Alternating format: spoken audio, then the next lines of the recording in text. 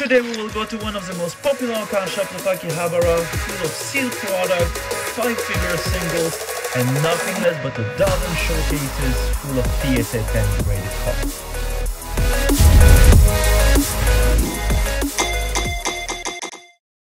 Hi guys, welcome back to our channel. And today, for the first card shop tour of this 2024 new year, we are going to Akihabara one more time. I know, it never ends, but that's how it is. This is Akihabara, so just get used to it. Today we are going to Magi or Magi. I don't know, some people say Magi, some say Magi. Just, say it however you want. Anyway, it's a store that I've heard a lot about, and you probably have heard a lot about it too, because they have a very popular online store. It's located about 5 minutes away from the station by foot, right in the Pocket Center and Otachu's area. So I'm not going to make you wait any longer. We're going to head there, and I'll see you in the store. Here we are, Card Shop Magi. Once again, it's on the 5th floor, so let's take the elevator, and I'll see you up there.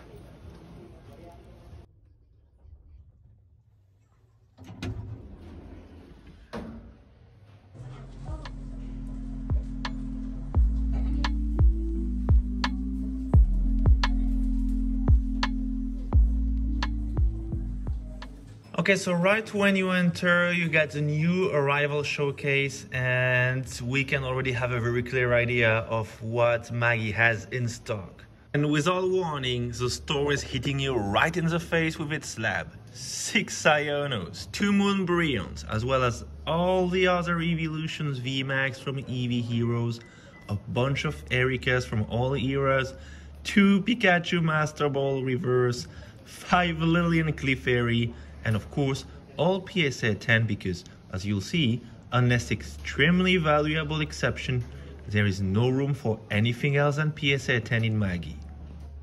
Then we have the main showcase, which is right in the middle of the room when you enter, and oh man, Mario and Luigi Pikachu! But wait, why is Luigi twice cheaper than Mario? That's not fair! Luigi is so much better than Mario! Oh, no, sorry, that's because Mario is still sealed. My bad. Sorry if I freaked out, I'm a bit of a Luigi fan and I don't like discrimination based on clothes color.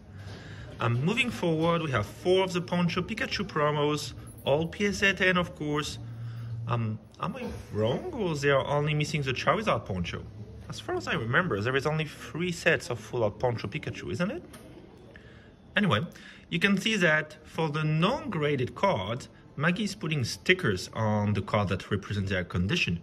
S for a mint card, A plus or minus for near mint, B for lightly played, and C for played. But you'll rarely see C's, to be honest.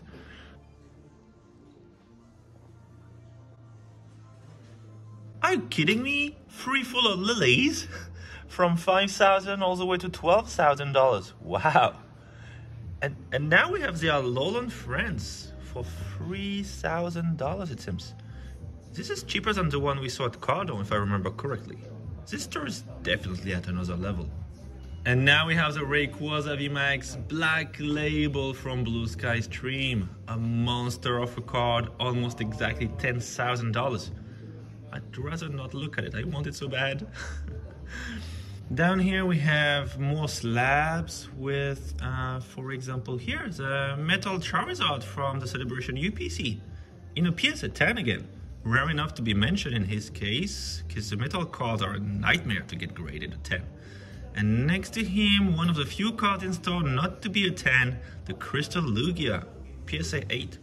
But to be honest, I'd take it as an 8, because this is such a beautiful card, and one of my ultimate goals as a Pokemon card collector. Here we have a small damage card counter, which include vintage as well, so interesting if you want to complete a master set. Next we have the sealed product showcases. And I have the feeling that putting the prices in US dollars on screen will take me a while this time, but hey, it's for the community, so here you got them. Just kidding. Let's restart at normal speed while I go through the products with you. So we can see first that Magi has a mix of sealed booster boxes and loose packs. Mostly for older sets like WotC, E-Series and Diamond and Pearl. Booster boxes range from black and white all the way to scarlet and violet. They do not have the whole collection of X and Y like Card Secret had, but they do have more options when it comes to sets older than X and Y. In my opinion, the fact that they do have loose packs for those very old sets is a plus because these booster boxes will be way too expensive to buy for the average customer. For example, I'd like to have some sealed products for Japanese base set or Neo, but there is no way I could afford a booster box, so having loose packs will probably remain my only option for many years.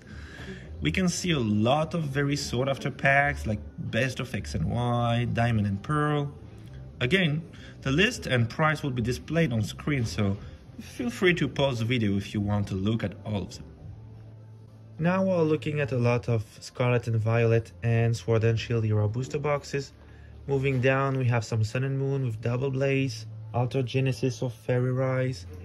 Then further down we go back to Sword and Shield with Matchless Fighter. Very interesting and undervalued set in my opinion, because it has some very good cards like the Blaziken VMAX All Art or the free Galarian Legendary Bird. So yeah, I think this set will appreciate very much in the future. And now we have some special boxes. Oh, well, I know where the Charizard Poncho Pikachu went.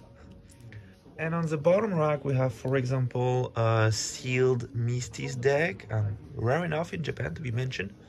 The Matchless Fighter special box, very good as well. And the very popular Eevee Hero special box. Moving forward, we can see a showcase full of Pokemon 151 Master Ball Reverse, which are incredibly popular in Japan at the moment. If you're looking for a specific one, it could be quite hard to find. Most of the stores have 3 or 4 on display, but that's basically it. Then next to it, we have a showcase called Popular Pokemon, which is basically 2 things, Pikachus and Evolutions. While they do not have as many Pikachus as Card Secret's Pikachu wall, they do have a first selection with some very interesting promo cards. I know it's the second time I'm comparing Magi with Card Secret, but as you probably noticed, the stores are very similar in many ways. The main difference being that Card Secret has a strong focus on foreign products, while Magi is purely Japanese. For the rest, they both have a huge selection of sealed products, very sought after chase cards, slabs, and they are both on the pricey end of the scale if you want my opinion. You'll most likely find what you're looking for by coming to Magi, but you'll have to pay for it. Next we arrive at the Vintage Showcase, or at least what seems to be the Vintage Showcase, with all cards from WotC all the way to X and Y. Of course we have plenty of Charizards, and you can see again that we have mostly A-grade cards, so all near mint. We also have some bangers like this Gyarados right here. Gosh, I love this art, it's just one of the coolest art ever. Then we have the trio, Flareon, Jolteon, Vaporeon Gold Stars, followed by Mew and Latios Gold Stars. Then moving down, we will have some X and Y full art cards. In my opinion, very underappreciated card, the X and Y full art. I really like them. Then we continue to some more vintage with Gym, some base set. Then we have some Neo here, and then moving forward to the web series and so on. Then moving to the last alley, we have a set of 5 or 6 showcases full of graded cards. And not any random cards, big chase cards like Lily's Full Force, Mew Gold Star, and here we also have a very nice 7-11 Pikachu promo. First time I see it. The McDonald Charmander though always creep me out. There is something wrong about his eyes, I don't know, but am I the only one who feels this way? The Blastoise EX pretty cool though, really love it. Then we have some pretty cool Prime Pokemon. We have also Japanese Expedition. Really like the Select-SM here. I've never liked the Expedition Charizard though, but looking at the price tag, I guess there must be a high demand. Don't quite get it. Am I the only one who really doesn't like the art? Then we have some more vintage here with base set, or here with a Dark Gengar I really want, before going back to full art trainer cards with Lily, the sites here, and many more. Again here, we can see that Magi's cards seem fairly overpriced.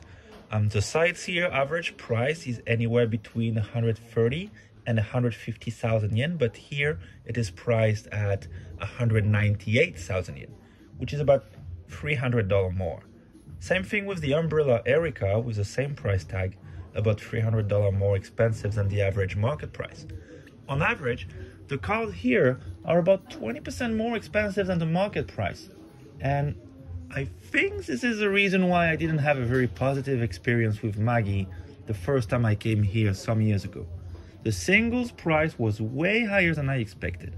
And to me, the issue with the stickers they put on the cards is if you have a single that's labeled as an S tier, which in some cases is specifically what we're looking for, right? Then you'll pay a huge premium for it, which in my opinion isn't worth it. I don't see why I would almost pay the price of a graded card for a single. In that case, I'd rather get a graded card directly. But to be fair, I never thought we would find that many graded cards here. And they are so hard to find in Japan, I think even without the sealed products we saw earlier, Magi would still be worth stopping by just for the slabs. And talking about slabs, we are moving to our last showcase, so I will go through the cards one by one. Look at these evolutions. All the art from EV Heroes are here. Rulers of the Black Flame on top. Then we have, what do we have here? All the Suicune and Entei from Neo. These two are beauties as well. Then we have some more Sword and Shield, Sun and Moon, Scarlet and Violet. And of course, right, no need to say, all of them PSA 10. Then we have another stash of full art trainers with some X and Y, I see, pretty cool. Then we have a pretty cool Articuno, Entei and Kyogre full art, pretty nice. And looking at the price, it seems that when you look at the lower end, rarity-wise, of the card, for example, this Rayquaza VMAX is at $60. Same for this Elesa Sparkles. Then the cards don't seem so overpriced when you take into account the cost of grading it and then getting a 10, right? So it seems okay for these ones. Well, it seems we've seen everything there is to see, so time to go home. I'll see you guys back at the studio. And we're back. I hope this wasn't too overwhelming. To be honest, I wasn't a big fan of Magi. I think I'll never know. I had memories of items very much overpriced, especially for singles. And for this aspect, my opinion didn't change. But the graded cards. This is a whole different animal. I have never seen that many graded cards in one single store before. And not only the choice, but the quality of the slabs presented is just insane. It is chase card after chase card, PSA 10 after PSA 10. Man, that Rayquaza Black Label? I wish I could hit one like this someday. And I don't know why. Maybe just because I wasn't into grading when I went there years ago, but at that time, I totally left aside this aspect of Magi. I have to admit it was a lot to take in for me too, but I'm very happy I decided to give them a second chance because for those of you who might be looking for graded cards, this is a place absolutely worth going to. So thanks to my subscriber Mark C9302 for suggesting it. If you have any suggestion of a place you'd like to see showcased, feel free to reach out either in the comment section or on my Instagram. That's it. I'll see you again next week, but meanwhile, subscribe, check my videos, smash the like button, turn on the notifications, and the most important of all, you know it, if you enjoy my content, talk about it, share it around you. It really does help the channel. Thank you for watching. Bye.